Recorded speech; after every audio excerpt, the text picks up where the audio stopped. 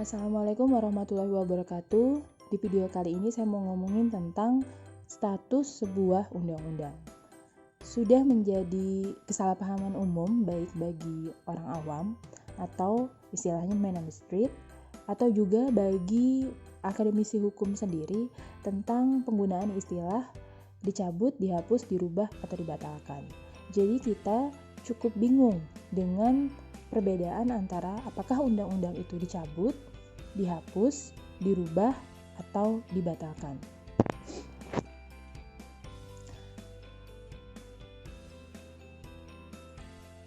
Sebenarnya apa sih perbedaan istilah dihapus, dicabut, dirubah, dan dibatalkan?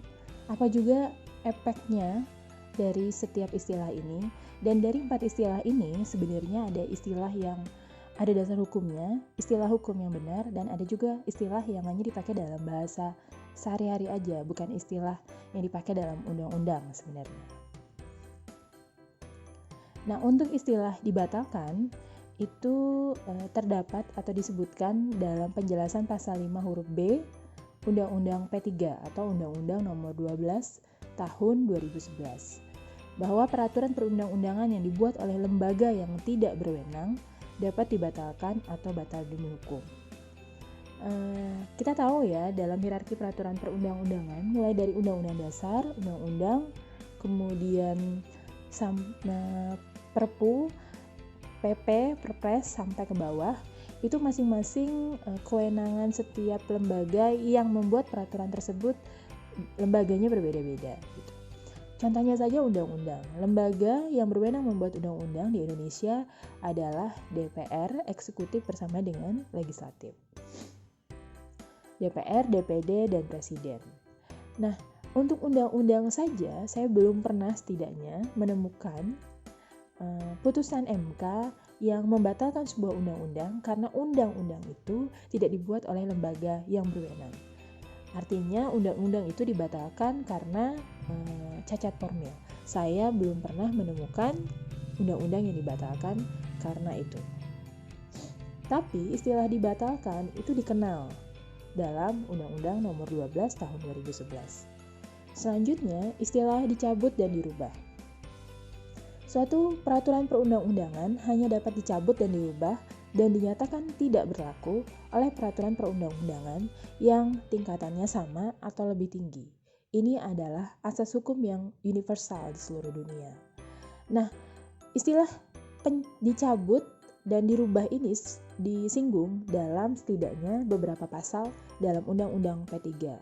Di antaranya pasal 23, pasal 43, pasal 52, pasal 56, dan pasal 71. Di dalam pasal-pasal ini setidaknya menyebutkan tentang bahwa undang-undang dapat dicabut, Perpu juga dapat dicabut. Perpu dapat dicabut melalui undang-undang dengan mekanisme tersendiri, tidak disertai dengan naskah akademik, dan lain-lain. Kurang lebih itu isi dari beberapa pasal ini. Sebenarnya pencabutan sebuah undang-undang, sekarang kita ngomongin istilah dicabut ya. Pencabutan sebuah undang-undang itu ada dua cara.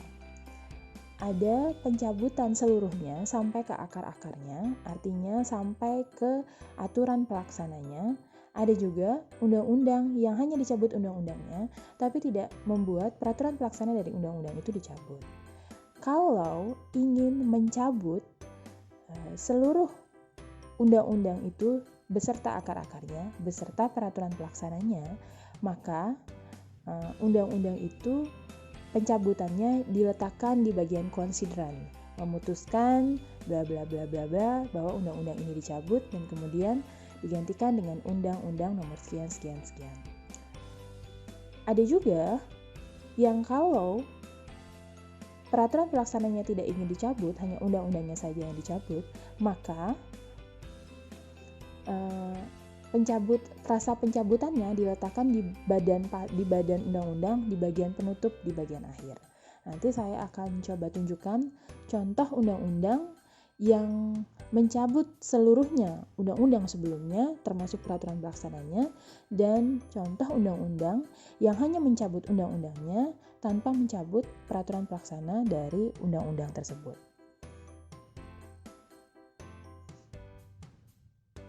Selanjutnya istilah yang terakhir yaitu istilah dihapus. Istilah dihapus ini bukan istilah yang digunakan secara resmi. Saya mencoba googling secara sederhana, brief aja gitu. Kenapa istilah dihapusnya sebuah undang-undang itu sangat familiar di telinga kita? Ternyata itu adalah istilah yang digunakan oleh orang awam gitu. Dalam sebuah redaksi berita disebutkan MK menghapus undang-undang sekian, pasal sekian, dan sekian-sekian.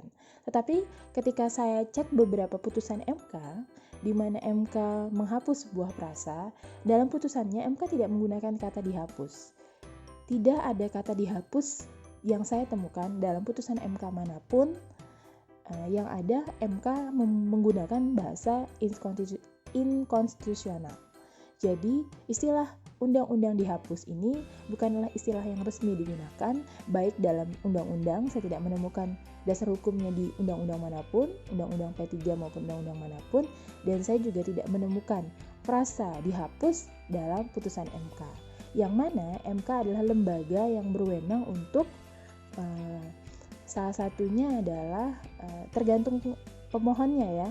Ada sebuah gugatan uji material kepada MK menghapus sebuah frasa di dalam suatu pasal undang-undang. Nah, menghapus frasa ini adalah wewenang dari undang-undang, mengabulkan permintaan permohon, tergantung permintaan permohon. Tapi MK sendiri dalam putusannya tidak menggunakan frasa dihapus. Jadi kita sebagai akademisi hukum hendaknya menghindari penggunaan bahasa sebuah undang-undang itu sudah dihapus. Jangan ya, karena ini adalah bahasa yang tidak resmi dan tidak ada dasar hukumnya. Oke. Sekarang saya mau nunjukin contoh. Yang pertama adalah website Dewan Perwakilan Rakyat Republik Indonesia. Nah, website ini di bagian JDIH kalian bisa lihat ada pilihan-pilihan sesuai dengan hierarki peraturan perundang-undangan. Misalnya di sini adalah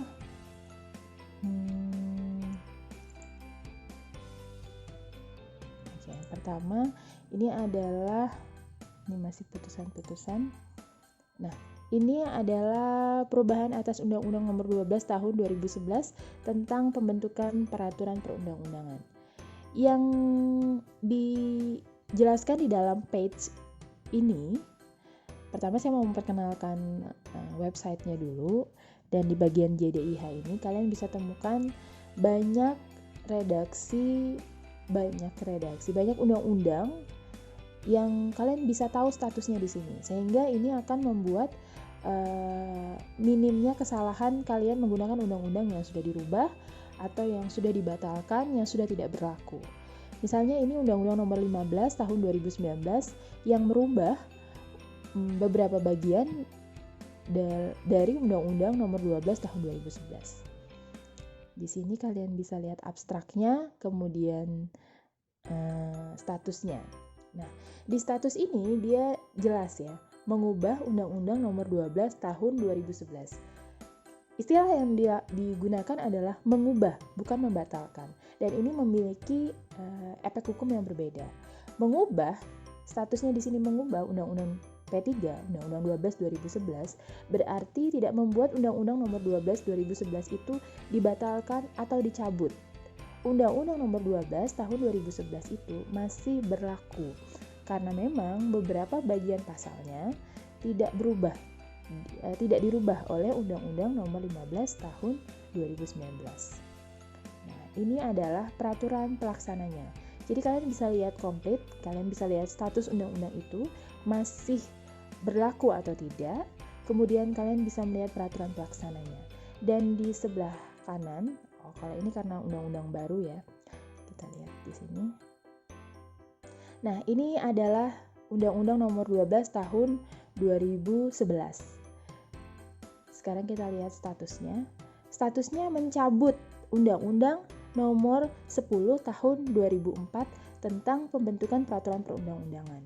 Kemudian poin keduanya, statusnya diubah oleh Undang-Undang Nomor 15 Tahun 2019.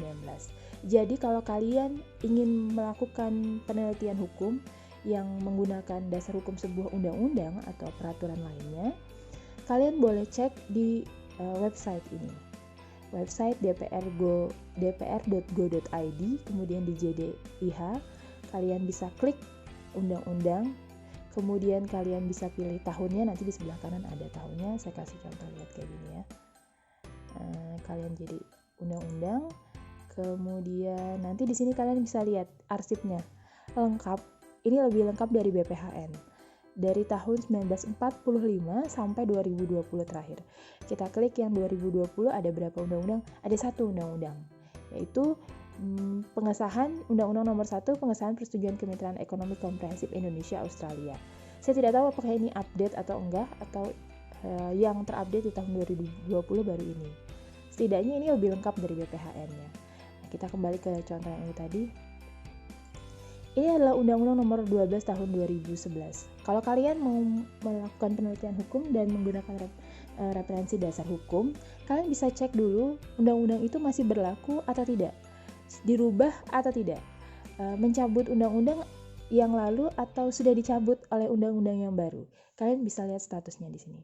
Seperti halnya ini Undang-Undang 12 2011, dia mencabut Undang-Undang Nomor 10 tahun 2004 dan dia sudah dirubah oleh Undang-Undang Nomor 15 tahun 2019. Artinya undang-undang ini masih berlaku, tapi beberapa bagian pasalnya sudah dirubah. Jadi kalian harus berhati-hati dan mengecek apa isi Undang-Undang Nomor 15 tahun 2019. Di sini adalah peraturan pelaksananya, ada banyak, ada 18 kalau nggak salah. Nah, ada 18 peraturan pelaksananya yang kalian juga bisa cek peraturan pelaksananya di sini.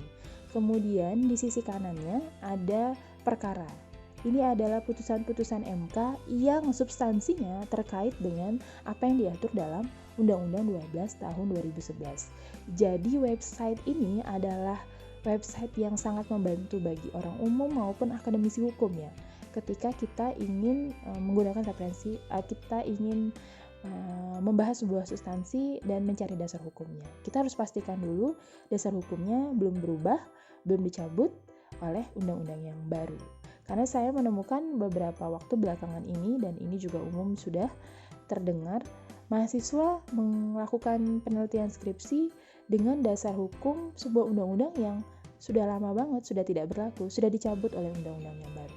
Maka pastikan dulu di website ini ya. Website ini sangat jauh lebih akurat dan lengkap dibandingkan website BPHN.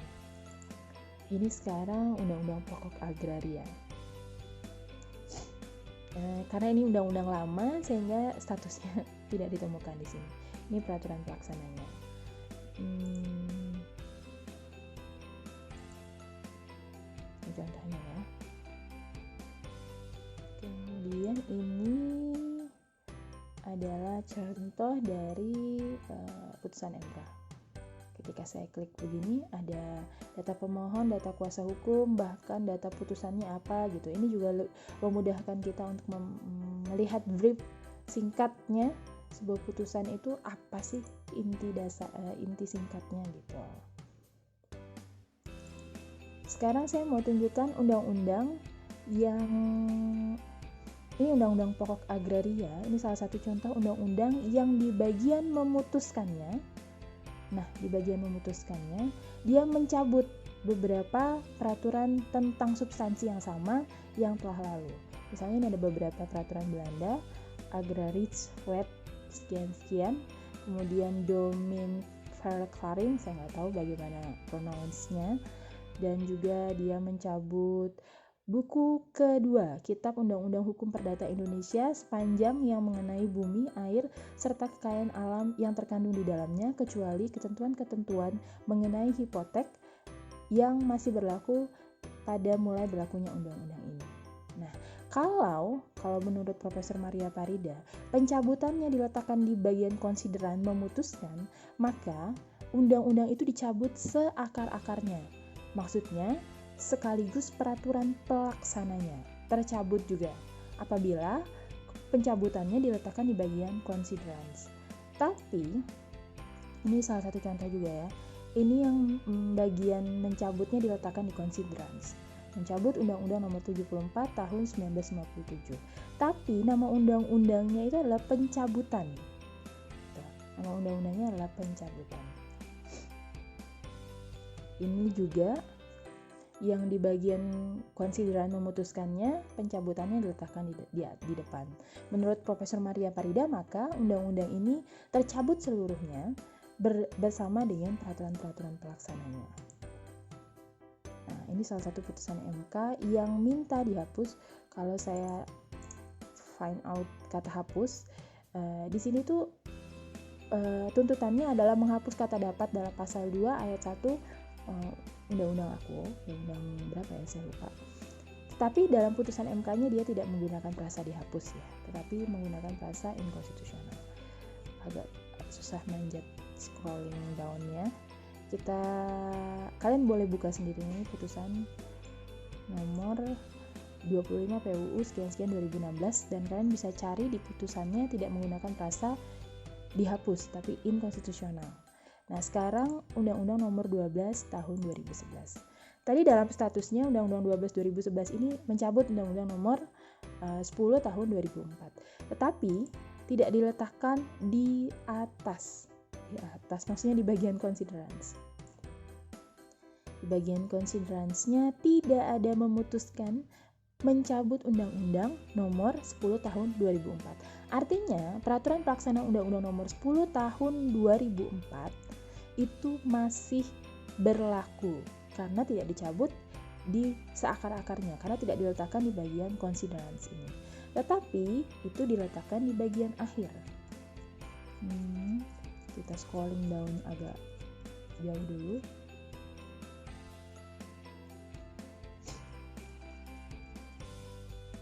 Nah, di ketentuan penutup, pencabutannya diletakkan di ketentuan penutup.